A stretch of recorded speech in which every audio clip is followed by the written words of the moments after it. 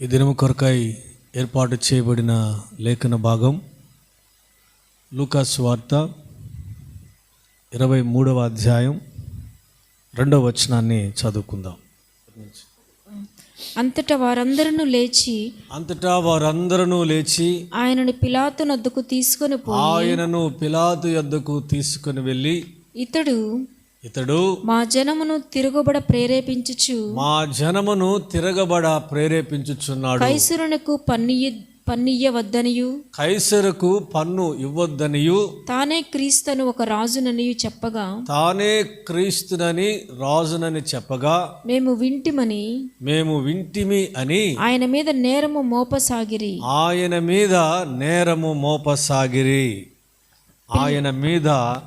నేరము మోపసాగిరి.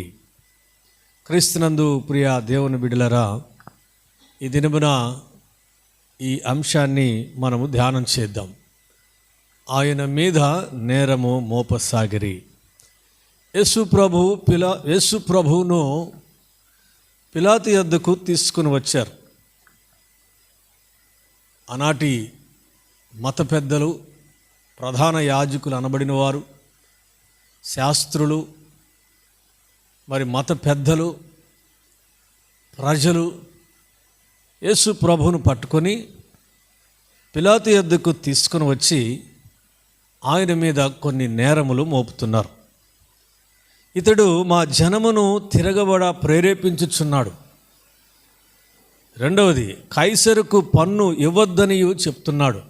మూడవది, తానే క్రీస్తునని, రాజునని చెప్పుట మేము విన్నాము అని యేసు ప్రభు మీద నేరం మోపుతున్నారు. అంటే మన చట్టాలు, ఒక వ్యక్తి నేరం చేసినప్పుడు ఆ వ్యక్తి మీద పలు సెక్షన్ల కింద ఆ కేసు కడతారు.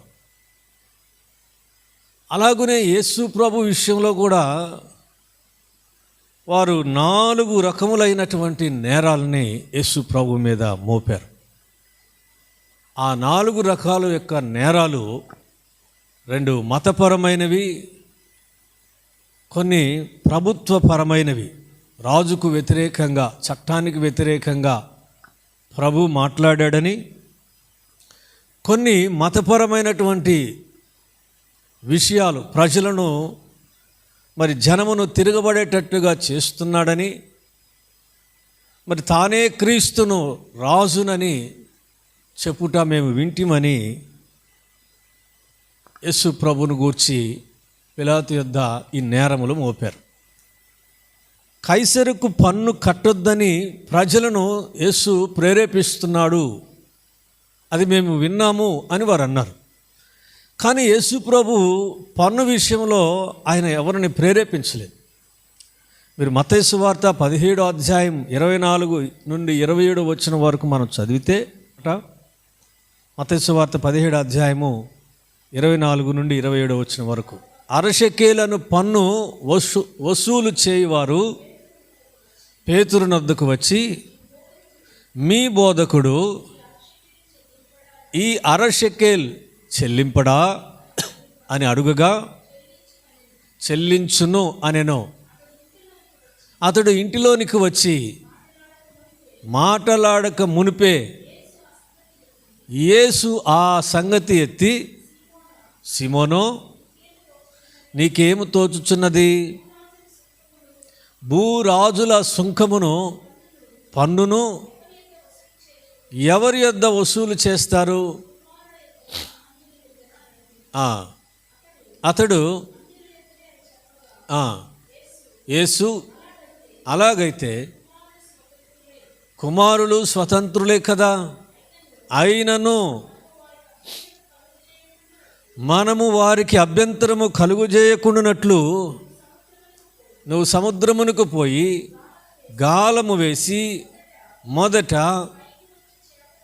బయటకు వచ్చు చేపను పట్టుకొని దాని నోరు తెరిచిన ఎడల 1 షెకెలు దొరుకును, దానిని తీసుకుని నా కొరకును నీ కొరకును వారికి ఇమ్మని చెప్పాడు. లూకా సువార్త 20వ అధ్యాయము 20 నుండి 25 వచ్చిన వరకు కూడా ఇదే సందర్భం కనబడుతుంది. అంటే చేయని మాట్లాడినటువంటి విషయాలను మాట్లాడినాడు అని యేసు ప్రభు మీద నేరం మోపారు పన్ను విషయంలో.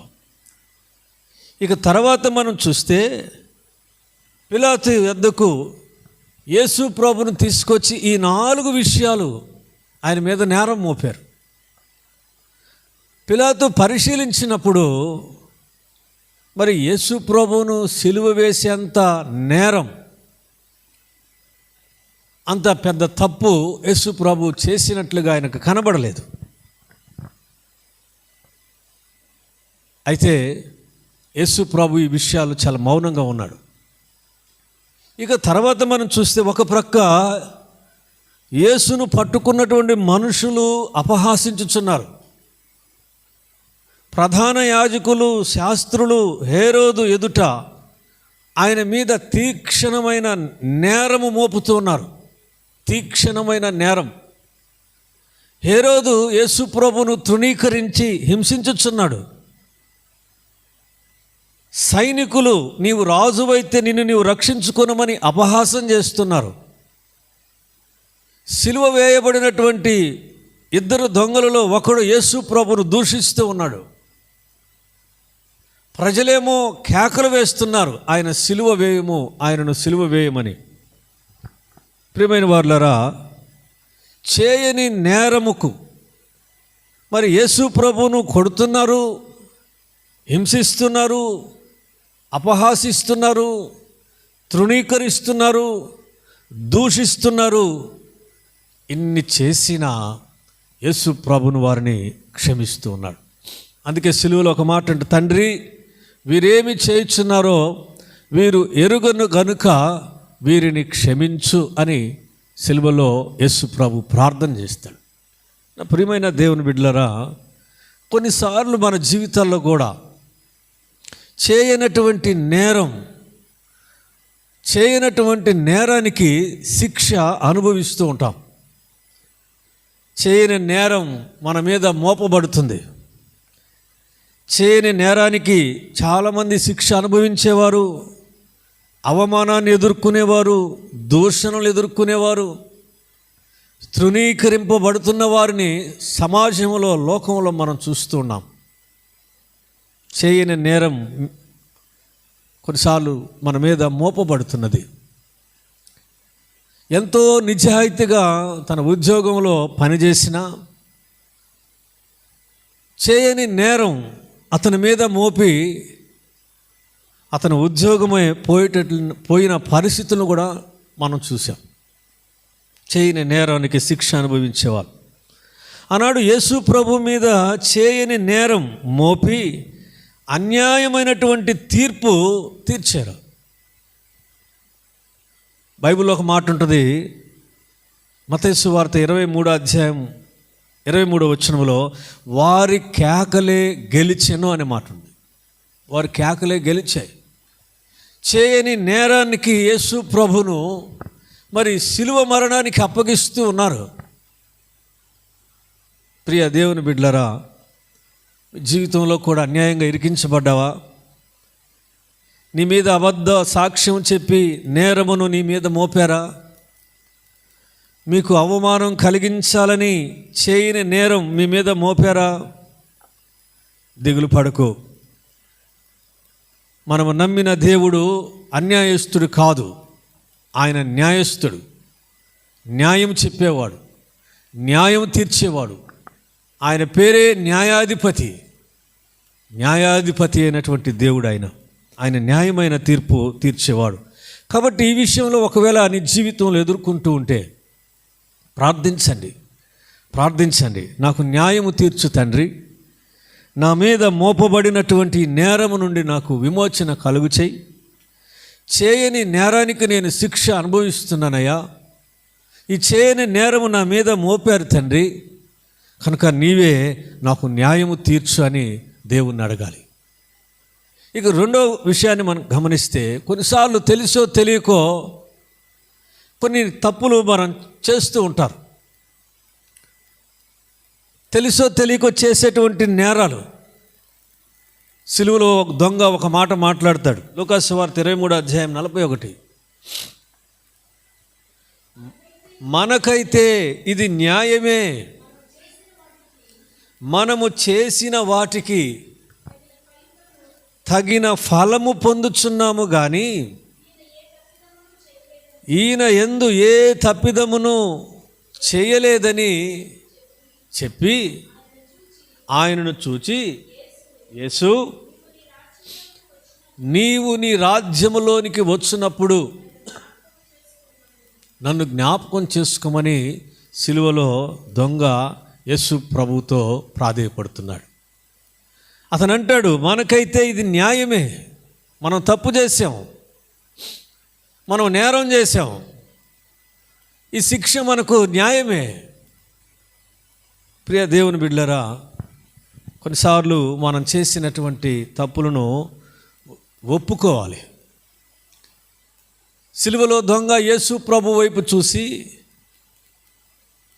తన తప్పును ఒప్పుకుంటున్నాడు, తన నేరాన్ని అంగీకరిస్తున్నాడు. అందరూ దూషిస్తున్నా, హేళన చేస్తున్నా, అపహాసిస్తున్నా, తృణీకరిస్తున్నా, కొడుతున్నా ఈ దొంగ అయితే తాను చేసిన నేరమేమిటో తాను యేసు ప్రభు ఎదుట ఒప్పుకుంటున్నాడు. మాకైతే ఇది న్యాయమే, మేము చేసిన పనికి తగిన ఫలితాన్ని మేము అనుభవిస్తున్నాం. సిలువలో యేసు, నీవు నీ రాజ్యముతో వచ్చినప్పుడు నన్ను జ్ఞాపకం చేసుకోమని అతడు తన పాపమును, తన తప్పిదమును, తన నేరాన్ని యేసు ప్రభు దగ్గర ఒప్పుకుంటున్నాడు. అప్పుడు యేసు ప్రభు వానితో ఏమన్నాడు తెలుసా?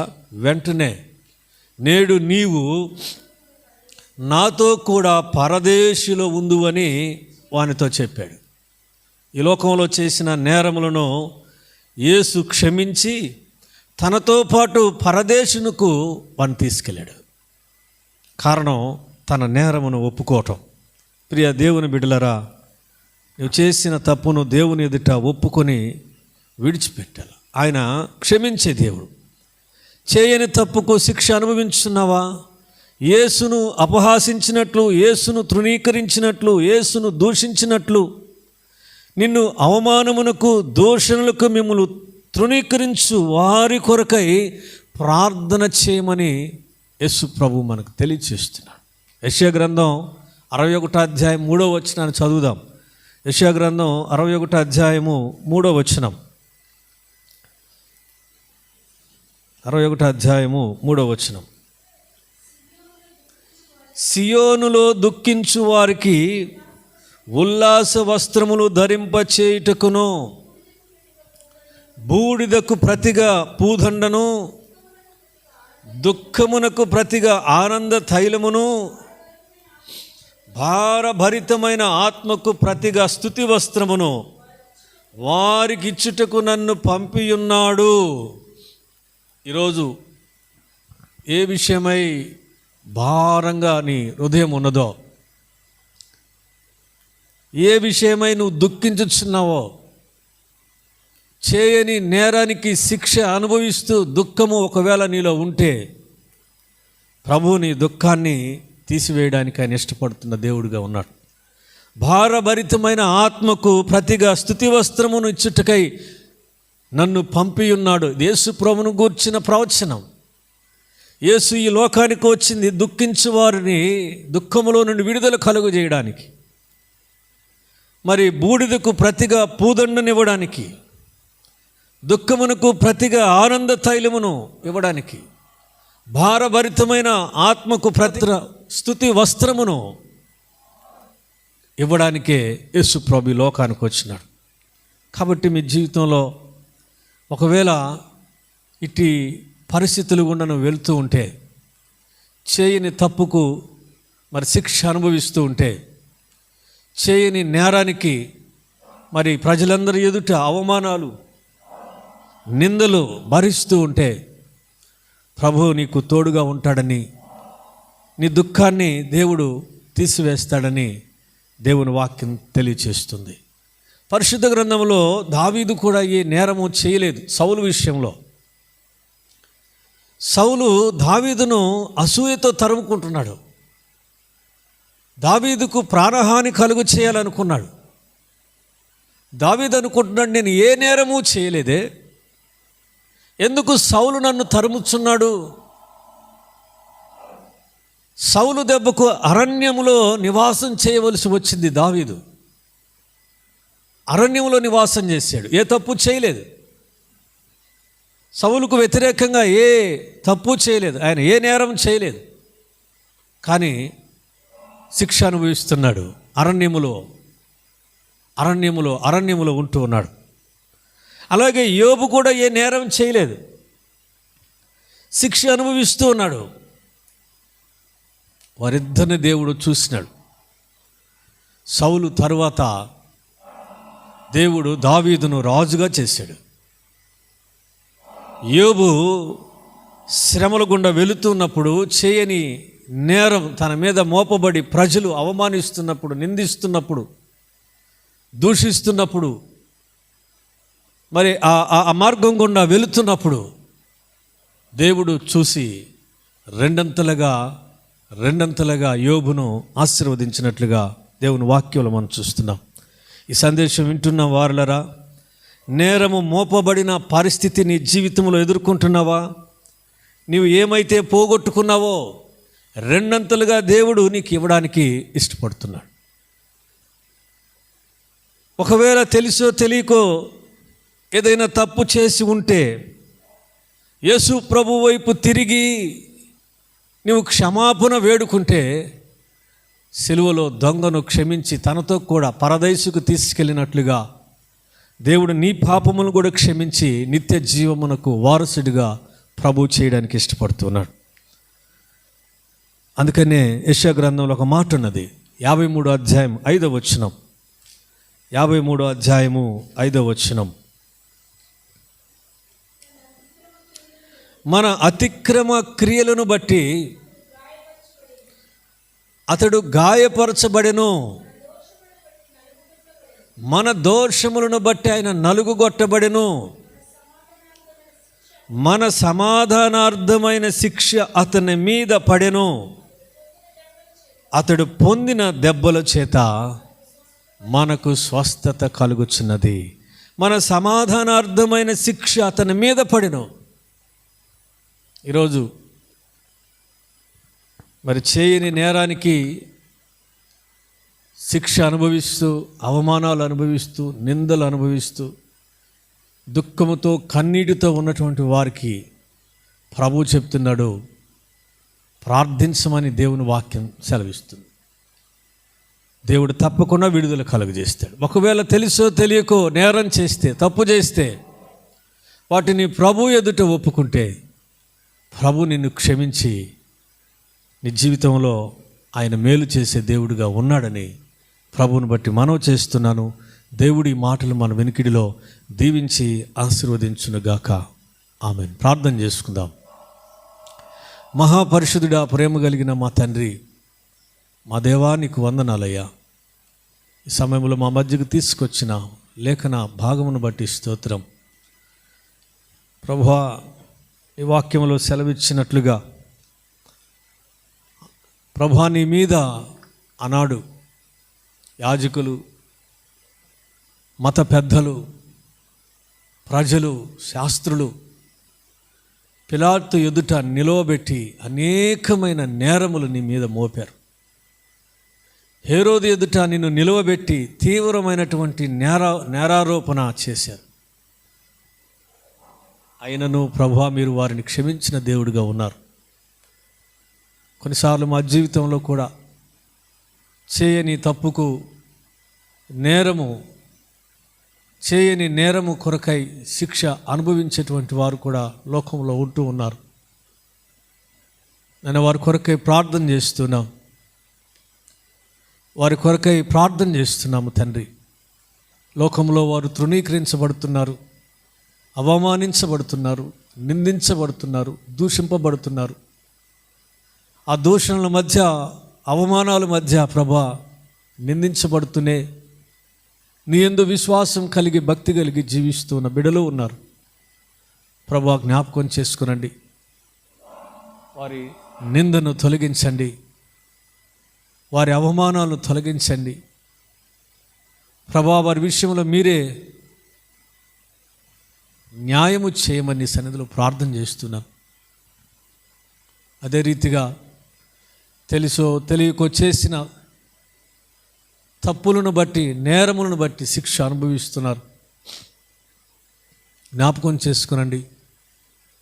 కల్వరి సిలువలో ప్రభువా, దొంగ ఎలాగైతే తన తప్పును ఒప్పుకొని ప్రభువా నీ వచ్చు రాజ్యములో నన్ను జ్ఞాపకం చేసుకోమని ప్రాధేయపడ్డాడో, అలాగనే నాయన చేసిన నేరము నీ ఎదుట ఒప్పుకొని విడిచిపెట్టి నాయనా నీ ద్వారా తిరిగి సమాధానం పొందుకోవడానికి నీ కృప దయచేయమని ప్రార్థన చేస్తున్నాను.